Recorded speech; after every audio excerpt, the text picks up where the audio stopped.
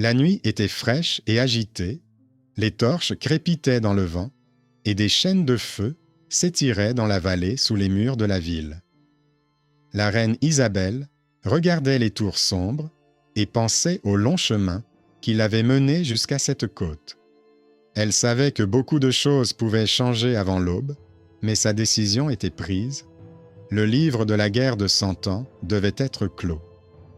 Je suis heureux d'accueillir tous ceux qui écoutent cette histoire. Dites-moi d'où vous regardez cette vidéo et écrivez-le dans les commentaires. Je vous souhaite une agréable écoute et une attention tranquille aux détails qui s'assemblent pour former un tableau complet. Le camp s'étendait en un arc régulier. Les tentes des chevaliers étaient situées plus près des bannières, plus loin se trouvaient les tentes des serviteurs et des charretiers. Près des foyers, on faisait sécher des vêtements, bouillir des décoctions et aiguiser des couteaux. La nuit, on entendait des toux, des chuchotements de garde et quelques aboiements de chiens. À l'aube, le scribe nommé Hernando se réveilla. Sa tente était modeste, mais elle contenait une boîte de parchemin et une étroite bourse en cuir où il conservait précieusement un médaillon, un disque fin gravé d'un motif en forme de demi-lune. On lui avait dit que ce n'était qu'une babiole, mais il remarquait souvent que les anciens s'y attardèrent du regard avant de changer de sujet. Le capitaine Diego de Castro arriva au camp. Il méprisait les gens sans titre et considérait que les négociations faisaient perdre du temps et nuisaient à la gloire. Il remit un paquet à Hernando et fit savoir par un intermédiaire que la reine avait besoin d'une traduction claire des lettres provenant de la ville. Le paquet était volumineux. Il contenait des notes en arabe, des sceaux, des listes de céréales et d'armes, ainsi qu'une lettre non signée. Hernando s'assit, déplia les papiers et sentit sa main trembler. La lettre répétait un nom qu'il ne connaissait que par les murmures de sa mère décédée. C'était un nom simple et rare, accompagné d'un croissant de lune, semblable au motif de son médaillon. Il traduisit les lettres vers midi et les apporta au trésorier. Celui-ci lui demanda d'attendre. Ce jour-là, une caravane d'artisans et de marchands s'approcha du camp et fut autorisée à passer les barrières après avoir été fouillée. Parmi eux se trouvait une femme vêtue d'un simple voile. Elle portait un panier avec des cruches et demanda à être conduite auprès des cuisiniers. On la laissa passer, car la vaisselle en argile du campement se cassait sans cesse et tout le monde avait besoin de cruches. Hernando remarqua qu'elle regardait son médaillon et sentit que son regard n'était pas fortuit. La femme dit au guide que le motif ressemblait à l'emblème d'une famille du quartier des Potiers. Le guide traduisit cela dans un castillan approximatif et Hernando demanda qu'on laisse la femme près de la cuisine. Il pensait que ce serait plus tranquille ainsi, mais il comprenait déjà que ce qu'il avait longtemps évité était en train de commencer. Le soir venu, la reine envoya quelqu'un le chercher. Elle lui demanda quelle était la réponse de la ville. Hernando résuma brièvement « Ils discutent, attendent, négocient et ont peur. » Une partie des soldats voulait tenir jusqu'au bout, l'autre demandait d'ouvrir les portes pour sauver la vie de leur famille. La reine demanda de mener une correspondance subtile dans laquelle chaque mot agissait comme un pieu enfoncé dans un sol meuble. Elle fit remarquer que les lettres étaient écrites dans des styles différents, ce qui aidait à comprendre le rapport de force. Hernando acquiesça et emporta les parchemins. À la sortie, le trésorier l'interpella. Il lui annonça que les salaires étaient en retard et que l'irritation grandissait, ce qui signifiait que toute provocation pouvait faire échouer le plan. Le trésorier dit qu'il avait entendu parler des caisses de cadeaux souvent apportées dans de telles circonstances et ordonna de ne pas accepter les coffres étrangers sans les avoir inspectés. Pendant la nuit, un coffre fut apporté au camp. Il fut livré par un homme de petite taille, vêtu d'un manteau usé. Il affirmait apporter un tapis fait main pour la reine et fit référence à une lettre prétendument signée par le conseiller de la ville. Le coffre fut placé sous un auvent et verrouillé. Le garde de service nota l'heure et sourit. Il considéra cela comme une partie normale de la négociation. Cependant, au matin, une odeur âcre se dégagea du coffre. Les inspecteurs enlevèrent le couvercle. À l'intérieur se trouvait le tapis, sous lequel étaient les cachets des paquets, et un récipient plat contenant un liquide épais. Le récipient était muni d'un bouchon en argile, auquel était fixé un tube fin. L'homme au manteau avait déjà disparu, et l'agent de service pâlit.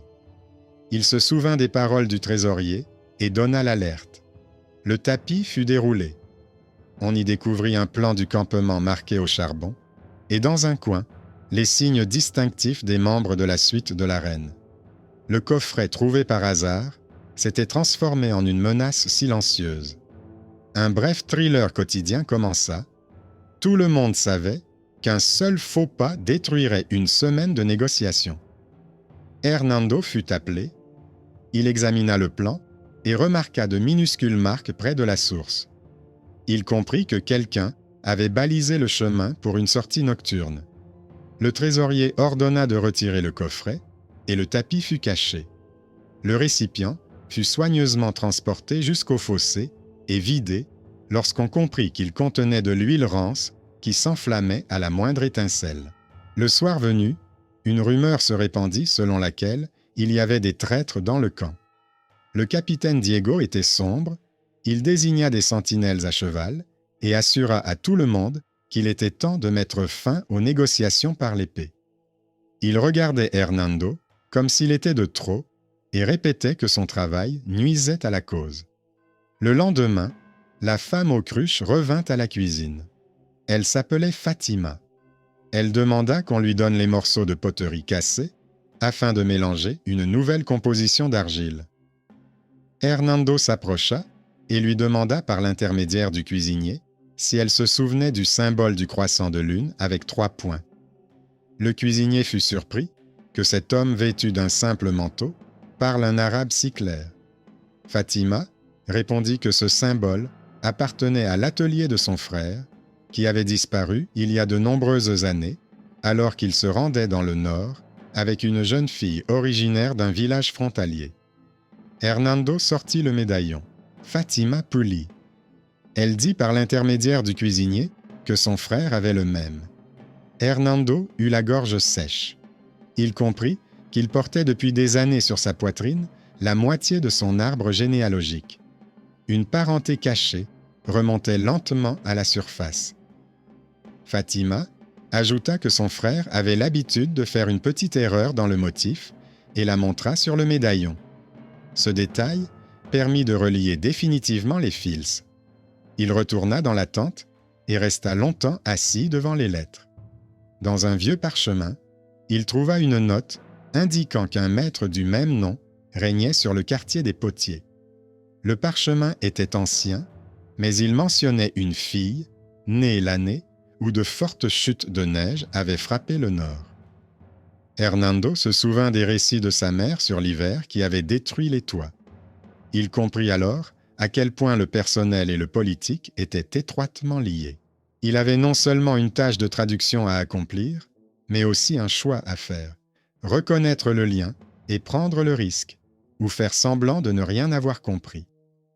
Le soir, la reine réunit un petit cercle. Il était question de pain, d'eau, de l'ordre des gardes, du montant des obligations et des hypothèques. Le trésorier ouvrit son carnet et montra qu'il serait difficile de contenir les soldats affamés et fatigués. Il fallait trouver de l'argent de toute urgence pour payer une partie de la solde. De manière inattendue, un homme vêtu d'un manteau sombre et soigneusement doublé fut admis dans la tente. Il s'appelait Lope de Segura. Il était marchand de laine et possédait des entrepôts dans les grandes villes.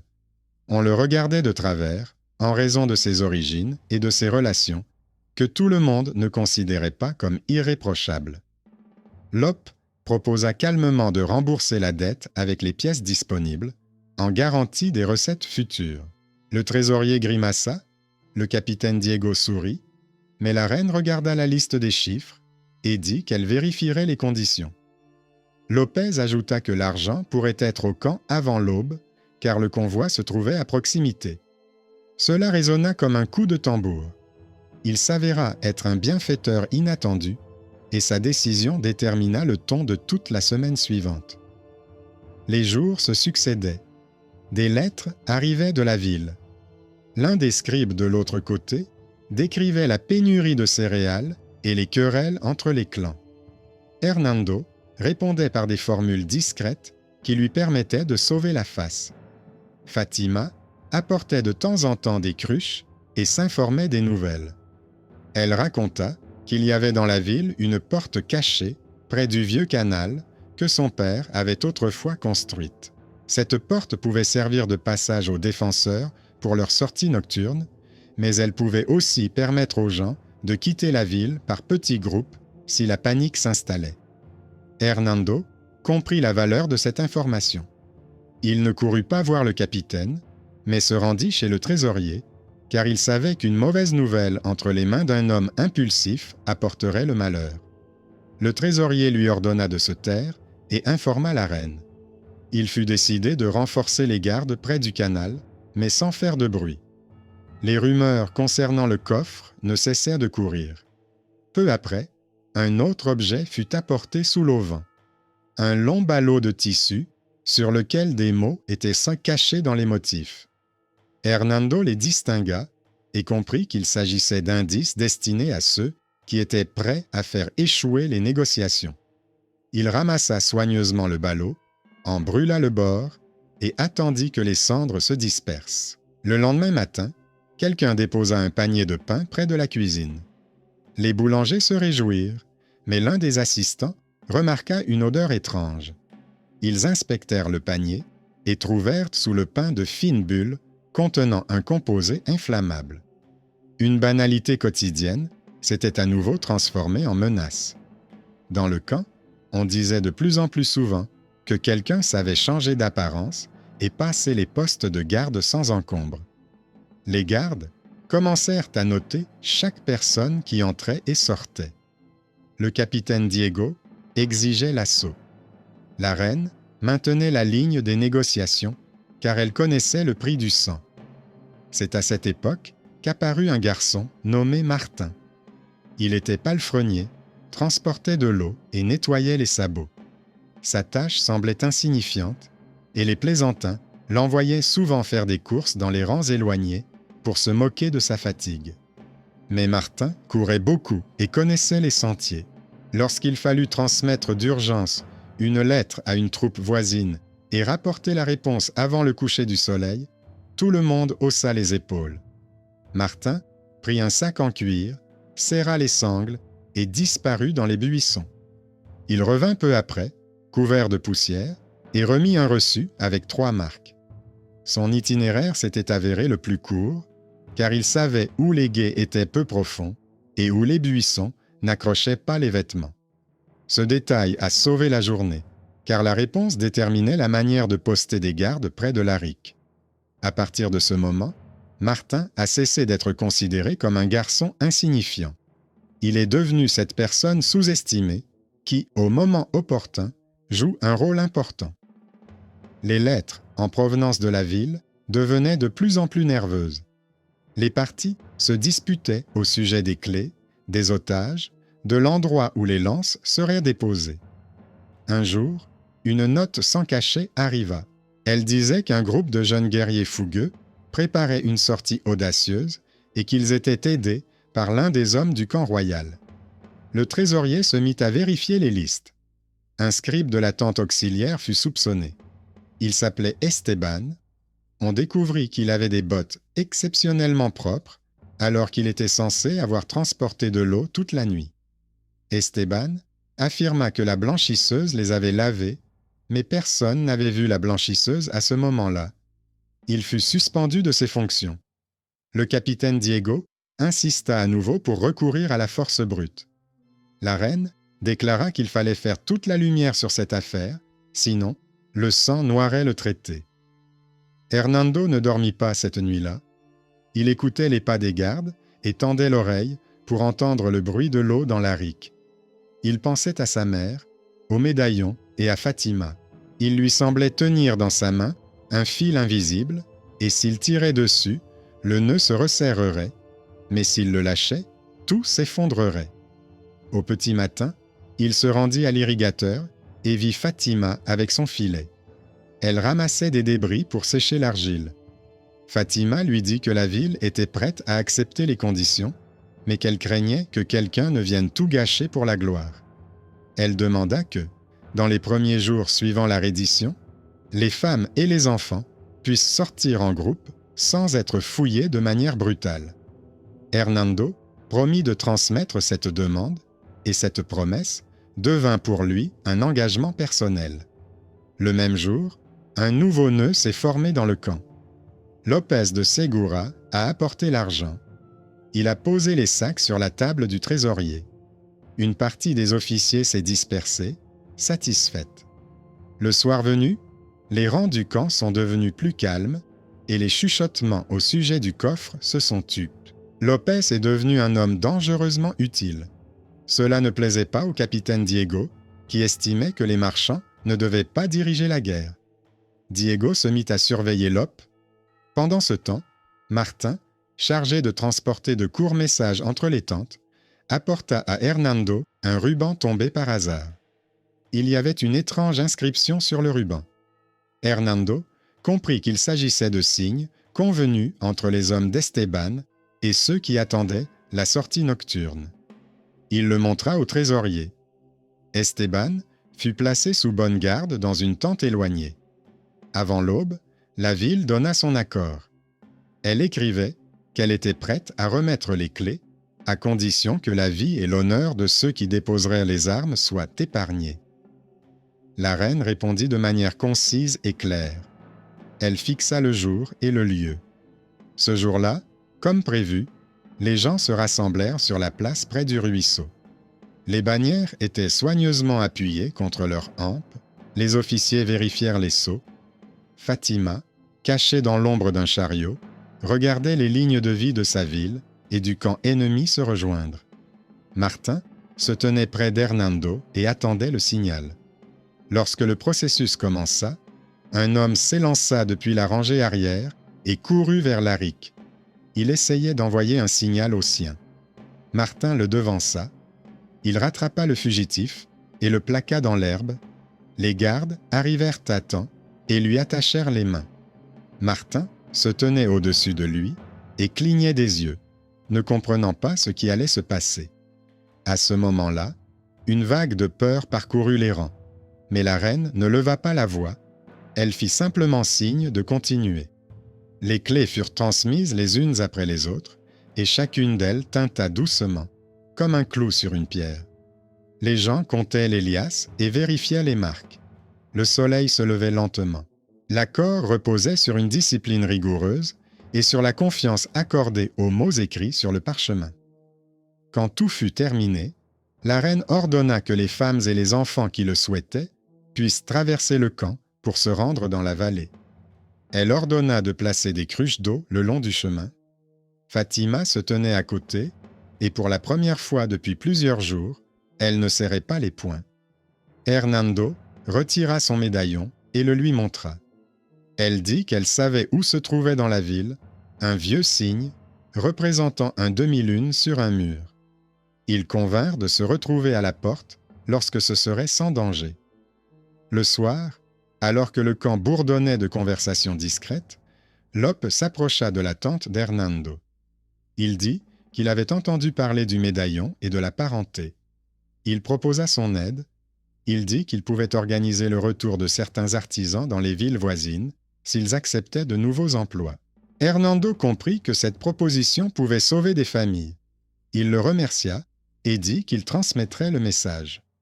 À ce moment-là, le capitaine Diego rédigeait son rapport et réfléchissait à la manière de rendre compte de la gloire manquée de l'assaut. Il nota que son conseil avait été écarté et que le marchand López s'était immiscé dans les affaires de l'armée. Diego avait l'intention d'écrire une plainte, mais il comprenait que le résultat des négociations parlait de lui-même. Le lendemain, des artisans de la ville arrivèrent au camp. Ils apportèrent des outils et demandèrent une garantie écrite qu'on ne les toucherait pas. Hernando rédigea de courts documents dans lesquels il s'engageait à les protéger. Il certifia chacun d'eux d'un signe et Martin l'aida à les distribuer. Fatima amena 2 garçons et un vieil homme. Le vieil homme a vu le médaillon d'Hernando et a dit qu'il se souvenait d'un jeune homme qui, il y a longtemps, portait le même et partait vers le nord avec une jeune fille. Hernando a retenu son souffle. Le vieil homme décrivit la maison au coin de la rue des Poiliers, où l'on pouvait encore voir le signe du croissant de lune sur la corniche. Fatima accepta de montrer cet endroit lorsque la garde le permettrait. Les commissaires sont entrés dans la ville et un inventaire difficile mais nécessaire du pain, des greniers et des outils a commencé. Les gens parlaient à voix basse, car des paroles trop fortes pouvaient te blesser. À ce moment-là, quelqu'un a tenté de sortir de la ville un coffre rempli de pièces de monnaie. Il a été arrêté à la porte près de la rique. Là, on a de nouveau trouvé des tubes fins, remplis d'un liquide épais, et les gardes ont compris que l'idée incendiaire n'était pas encore morte. La reine ordonna que la porte soit bloquée avec une pierre. Fatima se tenait à côté et acquiesça. Elle disait que sinon, il y aurait de nouvelles émeutes. Hernando nota l'ordre et réfléchit à la façon dont un simple détail quotidien pouvait sauver de nombreuses vies. Les premiers jours furent difficiles, mais sans effusion de sang. Martin commença à accompagner les commissaires et à aider au passage à gué. On le connaissait par son nom, alors que peu de temps auparavant, on ne le remarquait pas du tout. Lopez de Segura partit vers le sud pour ouvrir des entrepôts et transférer des ouvriers. Le capitaine Diego envoya sa lettre. Hernando prit un jour de congé et entra dans la ville avec Fatima. Ils se rendirent dans le quartier des potiers, où l'air sentait l'argile et l'eau. Au coin d'une vieille maison en pierre, il y avait un signe représentant un demi-lune. Fatima dit que c'était leur maison. Hernando toucha la pierre et sentit qu'un long cercle se refermait. Le matin du 2e jour était clair et calme. La ville respirait un silence inhabituel, dans lequel on pouvait entendre les portes grincer et l'eau couler des corniches. Hernando et Fatima montèrent sur un toit plat et regardèrent la vallée. Dans le camp, on démontait les tentes superflues, attachées avec des cordes. Les soldats éteignaient les feux pour ne laisser aucune trace. La reine nomma de nouveaux intendants afin que l'ordre soit maintenu après le départ des troupes. Elle comprenait que le travail principal ne commençait pas le jour de la remise des clés, mais après, lorsqu'il fallait empêcher les gens de se venger et de sombrer dans le vide. Ce jour-là, la ville apprit la disparition d'Esteban, qui était sous bonne garde. Il avait disparu pendant la nuit de l'attente, où montait la garde un nouveau recrue. Martin se souvint que le nouveau recrue lui avait demandé une corde pour réparer son harnais et qu'il lui avait donné une fine sangle. La sangle avait maintenant disparu. Le trésorier fronça les sourcils et le capitaine Diego exigea que les maisons les plus proches soient mafouillées. La reine déclara qu'il ne fallait pas imposer des raids soudains au quartier. Elle ordonna de bloquer les chemins menant à la rique et de poster des personnes calmes et attentives au carrefour. Martin demanda la permission de fouiller lui-même les buissons, car il connaissait chaque arbuste. On lui donna 2 archers. Ils trouvèrent des traces près d'un vieil escalier aquatique et un morceau de ruban déchiré, identique à celui qu'avait Esteban. La trace se perdait près d'un bain abandonné. Pendant qu'il cherchait Esteban, un paquet fut déposé devant la maison de Fatima. On le laissa sur le seuil et on s'en alla. Fatima appela Hernando. Il défit prudemment le nœud et vit à l'intérieur une tuile en céramique portant le même symbole de demi-lune, mais à côté, il y avait une petite gravure en forme de point dépassant du bord. Cette particularité n'était connue que de ceux qui travaillaient dans l'atelier de son père. Le paquet contenait également un morceau de parchemin avec une courte phrase. Il y était dit qu'un membre de leur clan était encore en vie et attendait près du mur nord, là où l'ombre tombait sur la pierre brisée. Hernando comprit qu'il pouvait s'agir d'un piège, mais aussi d'une chance de régler une affaire personnelle. Ils ne partirent pas seuls, mais accompagnés d'un voisin âgé qui connaissait des endroits secrets où sécher la vaisselle. Sur place, ils trouvèrent un vieil homme vêtu d'un manteau usé. Il leur dit qu'il avait autrefois sauvé un jeune homme qui était poursuivi et lui avait donné la moitié d'un médaillon.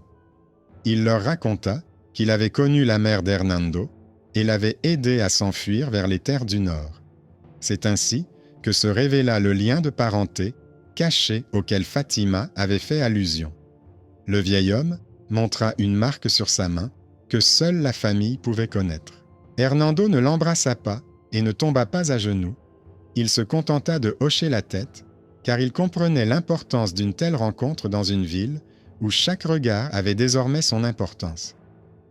Vers le soir, des rumeurs circulèrent dans la ville au sujet d'une nouvelle tentative de faire passer de l'argent par l'ARIC. Les gardes en arrêtèrent 3. L'un d'eux révéla, les lèvres tremblantes, qu'Esteban dirigeait un petit groupe qui attendait l'étincelle. Cette étincelle pouvait devenir un incendie qui réduirait en cendres tout ce qui avait été accompli en une semaine. Le capitaine Diego préparait ses hommes, mais la reine ne voulait pas d'une rafle bruyante. Elle fit savoir par l'intermédiaire du trésorier qu'il fallait agir discrètement, sinon chaque cour se transformerait en point de tir. Hernando se souvint du tapis avec le programme des passages et du coffre. Il proposa d'utiliser les mêmes signes pour attirer Esteban à découvert. Le trésorier accepta. Martin distribua des notes aux endroits où les assistants d'Esteban aimaient se réunir. Les notes indiquaient que le rassemblement décisif était prévu près d'un bain abandonné et qu'il y aurait un cheval et de l'argent. Le mot « argent » était un appât qui fonctionnait généralement dans l'urgence. Au crépuscule, un homme encapuchonné s'approcha des bains. Martin était allongé dans les buissons et le vit regarder à travers les fentes.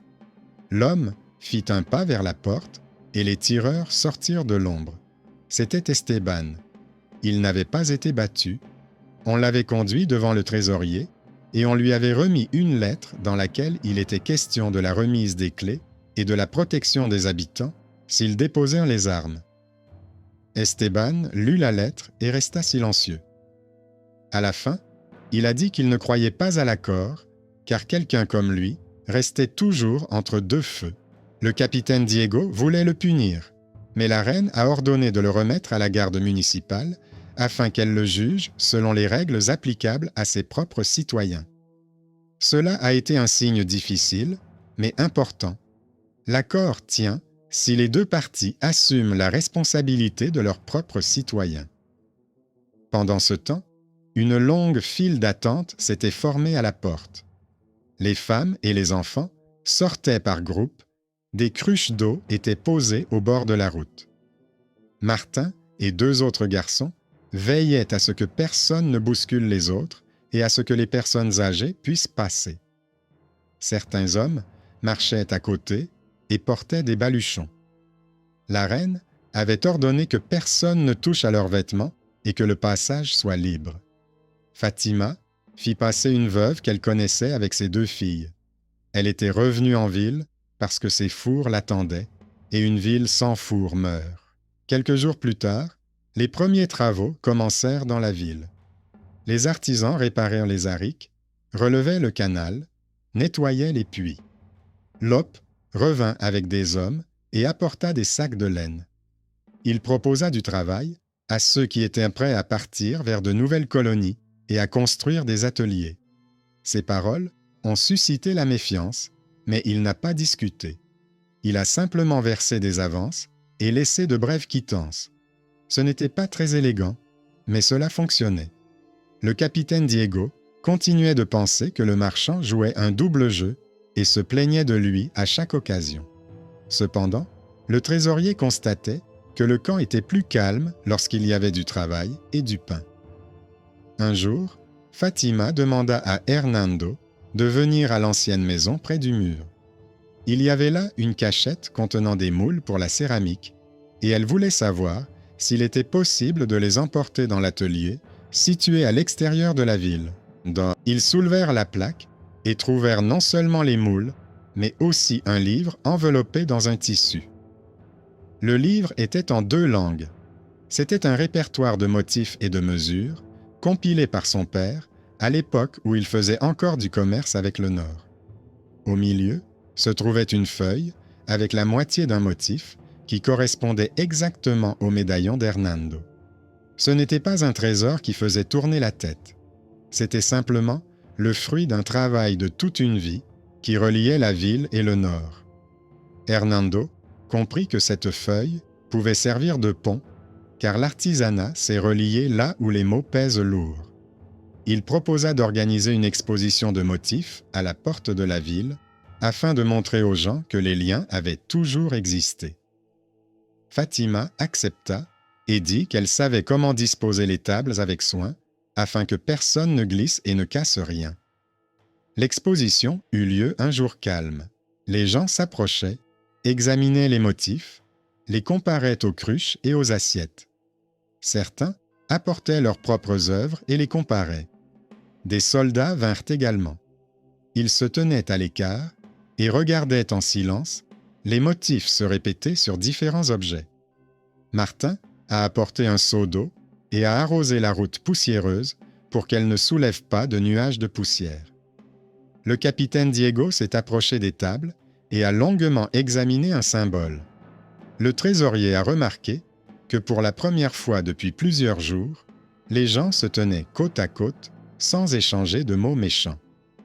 La reine est passée par là et a discrètement fait remarquer que c'était une bonne chose. Après la guerre, les gens apprennent à se concentrer sur le travail plutôt que sur la peur. Mais la paix est fragile si elle cache de vieilles dettes. Le soir même, on apprit qu'un lot de flèches et des pots de pois avaient été trouvés dans une maison à la périphérie.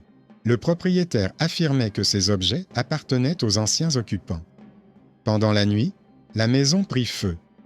Les voisins criaient, l'eau clapotait dans les bacs. Martin et les archers ont sorti les enfants, tandis que Fatima emportait les moules pour que le feu ne détruise pas l'atelier. La maison a été éteinte. Le matin, des gens ont déclaré avoir vu une ombre.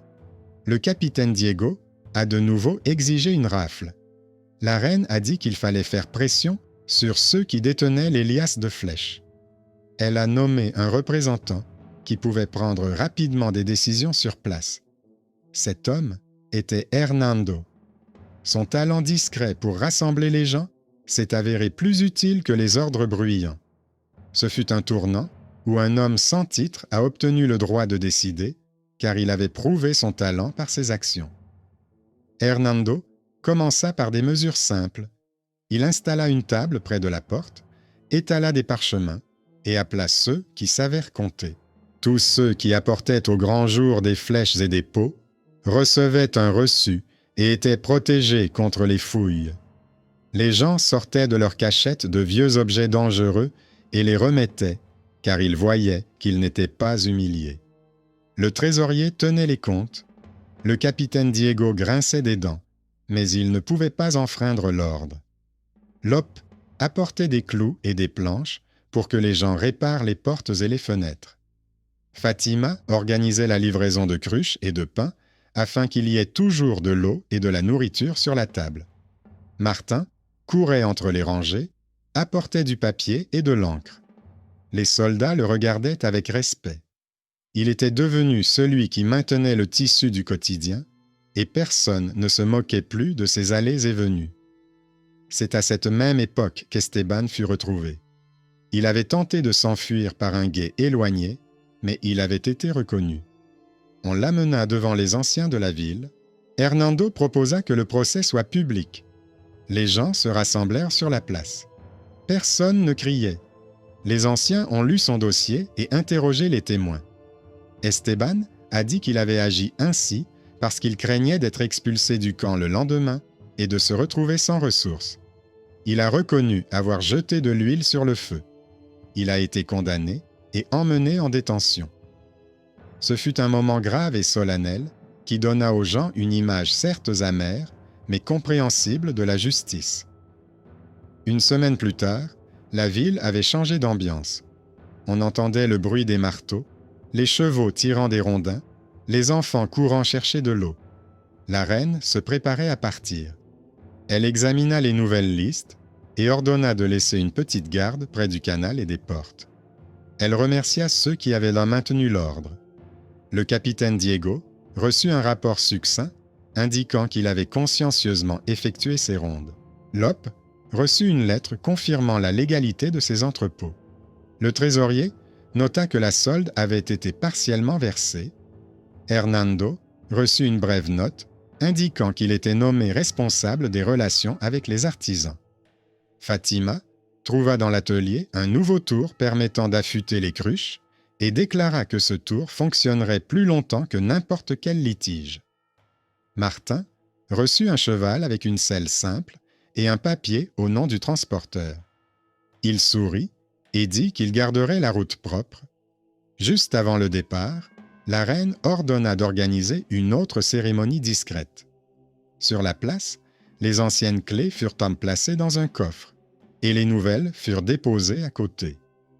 Cela symbolisait le passage qui s'était produit sous les yeux des gens. Fatima apporta une cruche d'eau et la posa entre les coffres. Elle dit que l'eau coule s'il y a une gouttière et répéta les paroles de son père selon lesquelles le travail aime l'ordre. Le trésorier fit remarquer que cette phrase valait mieux que de longs décrets. Les gens regardaient en silence la cruche et les clés. Le capitaine Diego se tenait dans l'ombre et comprenait que la guerre n'avait pas pris fin au son du tambour, mais grâce au travail acharné de nombreuses mains. Lope comptait les listes et traçait déjà dans son esprit les routes pour les convois. Hernando regardait la pierre avec la moitié de la lune et pensait à sa mère. Le vieil homme qui l'avait sauvé autrefois était assis non loin de là et se réchauffait les mains au soleil. Martin vérifiait les sangles et souriait au garçon qui touchait à la crinière du cheval. Lorsque l'armée se mit en marche vers le nord, la ville ne devint pas sourde. Elle continua à vivre. Sur le toit de la maison, où était gravé le signe de la demi-lune, Fatima suspendit les premières cruches neuves. Elles étaient de forme simple, sans motif superflu. Elle dit que la solidité devait venir en premier, la beauté suivrait.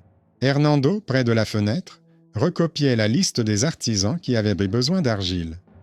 Il a écrit que la première charrette devait être envoyée dans la vallée, où l'eau est plus propre. Il savait que cette liste était plus importante que les grands discours, car elle nourrissait les gens. Martin a conduit le cheval au gué et a vérifié que la rive n'avait pas été emportée par les eaux. Il a fait un signe de tête au garçon qui lui avait apporté le harnais. Peu de temps après, un tapis arriva au marché. 2 garçons l'avaient apporté et dirent l'avoir trouvé dans une maison abandonnée. Le tapis ressemblait à celui qui se trouvait dans le coffre avec l'appât enflammé, mais celui-ci ne portait aucune trace de charbon. Hernando trouva à nouveau des symboles cachés dans le motif. Il comprit que le tapis formait une chaîne menant à ceux qui espéraient encore faire revenir la nuit. Il ordonna de ne pas faire de bruit. Il appela discrètement les artisans qui savaient lire les motifs, et ceux-ci montrèrent que les symboles menaient à un ancien entrepôt situé derrière les remparts de la ville. Là, ils trouvèrent une autre cachette contenant des flèches. Ils l'ouvrirent devant tout le monde et la remirent au trésor public. Les gens virent que le pouvoir ne jouait pas aux devinettes, mais travaillait. Cela renforça leur confiance plus que n'importe quel discours. Peu de temps après, Lope envoya un message indiquant que les villes voisines avaient besoin de cruches et de coupes. Fatima choisit 2 élèves et les envoya avec Martin. Martin leur apprit à choisir les gués afin que les charrettes ne s'enlisent pas.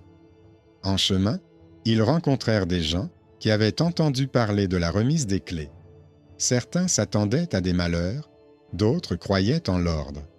Martin racontait en termes simples comment des cruches d'eau étaient placées à la porte et comment les gens marchaient sans crier.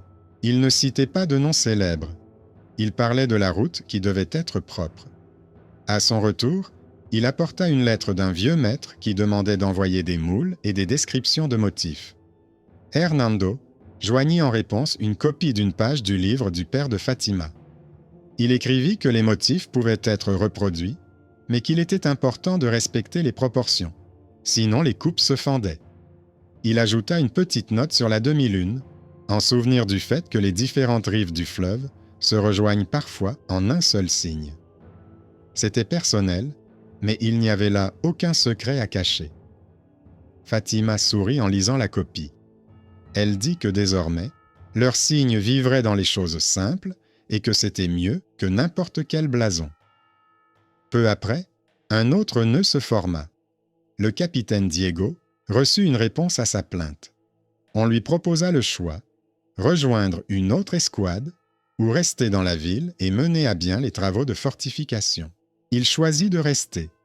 Il commença à faire le tour des remparts, vérifiant les escaliers et les entrepôts. Il parlait rarement à Lope, mais ne se disputait plus avec lui devant tout le monde. Ils échangeaient de courts messages qui ne contenaient aucune offense.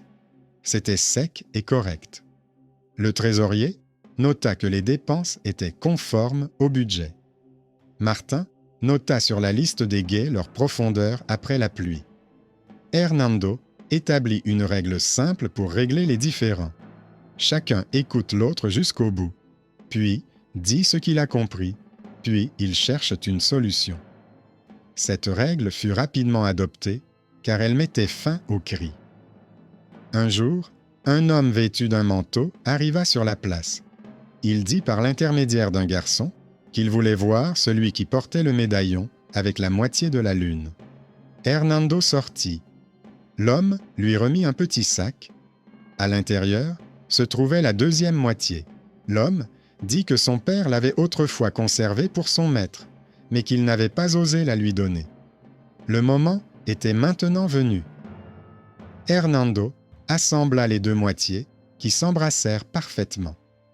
Fatima dit que leur maison était à nouveau entière. Le vieil homme sur la place hocha la tête et ferma les yeux. Les gens autour ne comprirent rien, mais sentirent qu'un long fil venait de se terminer. À la fin de la saison, la ville avait changé. Il n'y avait plus de cachettes avec des flèches, et les enfants ne trouvaient plus de fer dans les buissons. Des affiches étaient accrochées aux portes, indiquant où et quand on pouvait déposer les vieux objets. Des pierres étaient placées près de l'aric, et l'eau coulait régulièrement. Fatima a ouvert un deuxième four. Martin emmenait ses élèves au gué et leur apprenait à regarder la rive plutôt que le ciel. Lope a agrandi les entrepôts.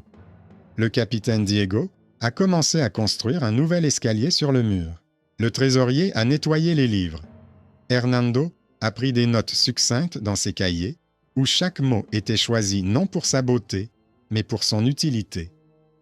Un soir, Fatima posa une cruche et une assiette sur la table. Elle dit que ce motif avait été imaginé par son père alors qu'il pensait à la route. L'assiette était ornée d'une ligne ondulée et d'un petit croissant de lune. Hernando dit que cette assiette devait aller dans la maison de celui qui surveillait les gués. Martin fut embarrassé, mais il l'accepta.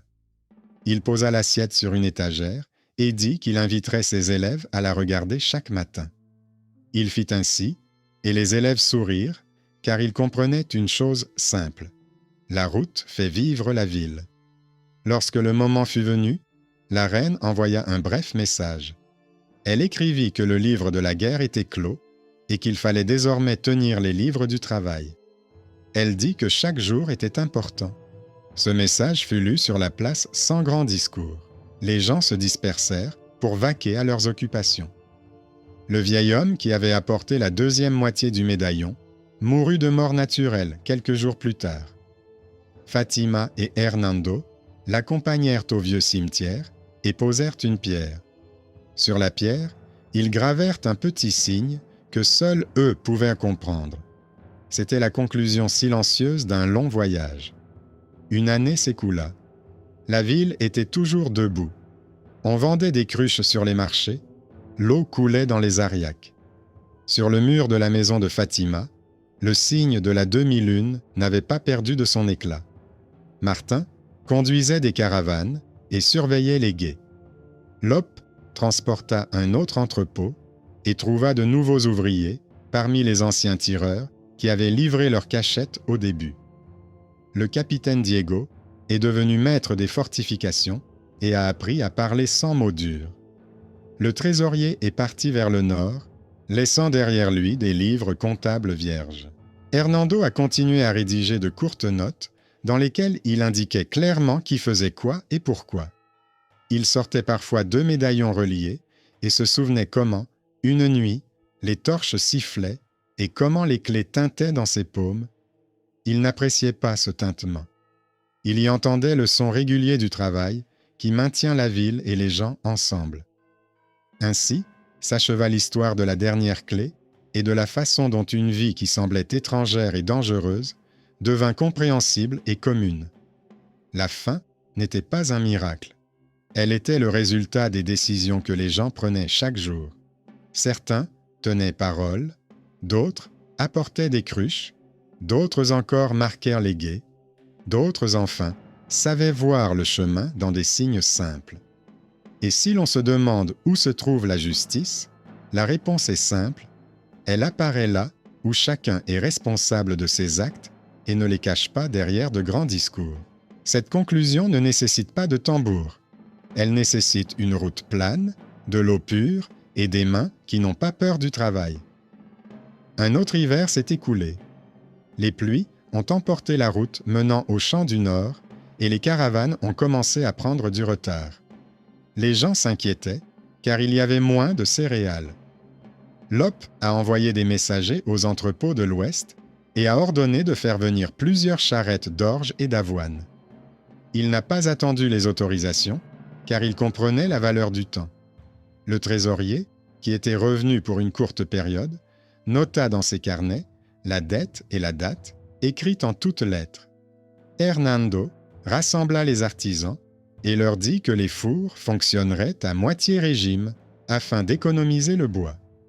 Fatima accepta et établit un tableau d'échange où les cruches étaient échangées contre du grain et du bois selon un barème compréhensible. Pendant ce temps, Martin vérifiait les gués. Il trouva un nouveau passage dans les roseaux et le marqua d'un piquet. Il suffit de déplacer les charrettes sur le nouveau chemin pour que les chars cessent de s'enliser. Au plus fort des pluies, un homme vêtu d'une cape sombre entra dans la ville. Il demanda un laissez-passer à la porte et dit qu'il apportait une lettre de la reine. La lettre disait que l'aide était allouée aux villes du sud et que les anciennes routes menant au monastère devaient être dégagées. L'homme informa que les balustrades d'un des ponts s'étaient effondrées et qu'il fallait une équipe de travailleurs. Hernando envoya Martin avec des charpentiers. Ils renforcèrent les piliers, posèrent de nouvelles planches et revinrent à la nuit tombée. Au marché, les gens les remercièrent discrètement, car désormais, on pouvait traverser ce pont dans l'obscurité sans crainte. Il fallait également trouver une solution pour les semailles. Certains potagers se trouvaient à l'ombre des murs et les céréales y poussaient mal. Fatima se souvint que son père, pendant les années de sécheresse, cultivait des lentilles et des haricots près des arrosoirs. Hernando rédigea des instructions simples et les distribua dans les cours. Les gens ont semé des haricots et, à l'automne, la ville a vu apparaître des bouillies moelleuses que l'on pouvait cuire sur un seul fourneau. Ces solutions n'avaient rien d'extraordinaire, mais elles permettaient de rester en vie. Au printemps, des artisans sont venus d'une vallée lointaine. Ils ont apporté de nouveaux moules pour les cruches et ont montré comment renforcer les bords afin qu'ils ne se fissurent pas sous l'effet des variations du niveau d'eau. Fatima a étudié attentivement leur technique et a ajouté une nouvelle mesure à son tableau. Martin a transporté les moules dans les villages voisins et s'est assuré que la route du nouveau gué pouvait supporter le poids. Lope a conclu un contrat de livraison dans lequel tous les chiffres étaient écrits en toutes lettres, comme l'exigeait la nouvelle règle, afin que personne ne confonde les colonnes. À ce moment-là, le capitaine Diego fut confronté à une autre tâche. La maçonnerie de l'une des tours s'était affaissée. Il rassembla les maçons et grimpa sur le mur. Ils démontèrent la couche supérieure et reposèrent les pierres. Le travail était simple et pénible. Diego comprit que ce travail était bénéfique pour ses mains. Il cessa d'écrire des plaintes. Il commença à laisser de brèves annotations dans les marges des plans, où il indiquait clairement ce qui avait été fait et à quelle date. Ces annotations étaient lues par les élèves, qui comprenaient ainsi comment agir. Au milieu de l'été, un vieux coffre fut apporté dans la ville.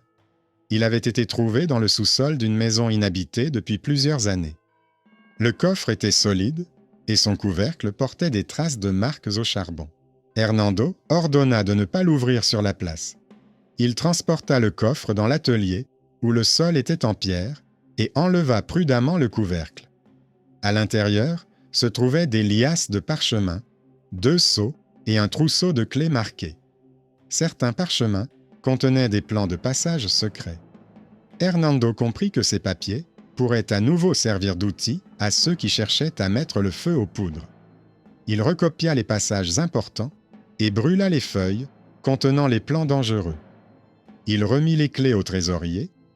Fatima ferma la fenêtre et déclara que la ville offrait désormais moins de tentations aux noctambules.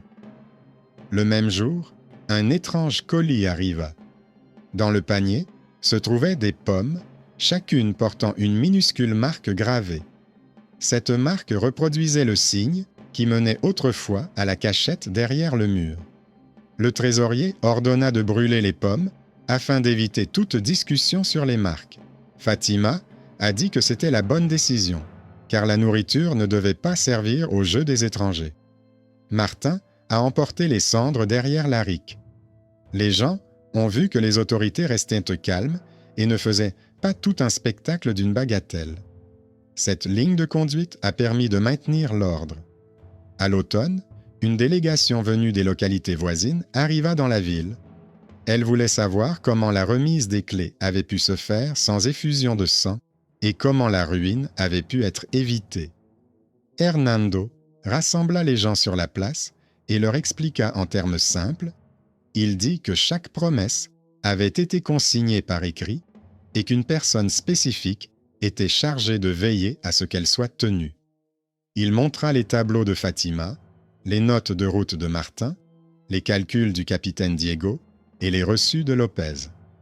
Les invités regardèrent attentivement et posèrent quelques questions brèves. Ils repartirent sans faire de grands éloges, mais l'année suivante, ils envoyèrent un message pour dire que chez eux aussi, les choses s'étaient calmées.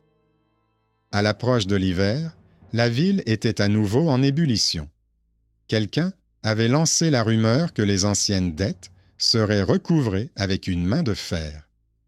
Les gens feuilletaient leurs registres et passaient des nuits blanches. Lope se rendit sur la place et fit savoir par un messager qu'il n'y aurait pas de précipitation et que chaque dette serait traitée séparément afin de ne mettre personne au pied du mur. Le trésorier confirma ses propos par écrit. Hernando a ajouté qu'une note serait ajoutée aux listes pour indiquer un allègement pendant une saison pour ceux qui étaient occupés à réparer les canaux d'irrigation. Fatima a posé une cruche d'eau sur la table et a déclaré que sans eau, il n'y aurait ni pain ni tranquillité. Martin a affiché une annonce sur la porte expliquant clairement la marche à suivre. Les rumeurs se sont calmées. Au printemps, on reparla des routes. Sur le sentier oriental, l'argile avait été emportée par les eaux et les charrettes s'enlisaient jusqu'aux essieux. Martin proposa de déplacer le chemin plus haut, sur la crête rocheuse. Le capitaine Diego l'a soutenu et a affecté des hommes à l'approfondissement du fossé pour le drainage. Le travail a été effectué en 3 jours. Depuis lors, les caravanes roulaient sans encombre. Lope a remarqué que les frais de réparation des essieux avaient diminué et l'a noté dans son livre, car ce sont ces petites choses qui permettent d'économiser plus d'or que les discours controversés. Au milieu de l'année, un garçon est né dans la ville. Fatima a dit qu'elle l'appellerait du nom de son frère. Hernando a sorti le médaillon et a regardé une fois de plus les deux moitiés assemblées. Il comprit que le cercle ne s'était pas refermé le jour où les clés avaient été remises, mais le jour où les gens avaient recommencé à se confier les uns aux autres. Il nota cela en quelques mots dans son carnet. Cette note ne fut mentionnée dans aucune chronique, mais les gens autour de lui sentaient qu'elle était vraie. À la fin de l'été, un voyageur arriva des routes du Nord. Il apporta plusieurs rouleaux avec des motifs similaires à ceux du livre du père de Fatima. Il dit par l'intermédiaire de l'intendant qu'il avait vu des signes similaires sur des cruches dans des contrées lointaines. Fatima lui montra son atelier et lui donna de l'eau. Le voyageur laissa un rouleau en cadeau et partit. Ce petit objet devint la preuve que les motifs et le travail allaient au-delà des feux de camp et des tentes.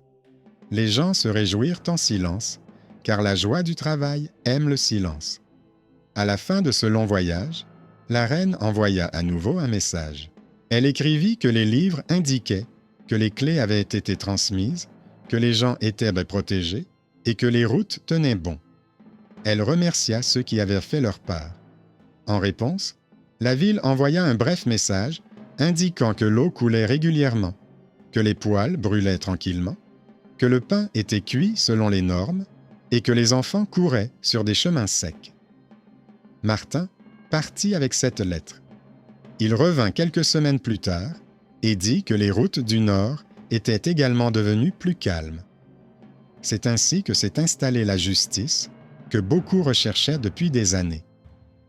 Personne n'a obtenu tout ce dont il rêvait, mais chacun a reçu sa part de paix.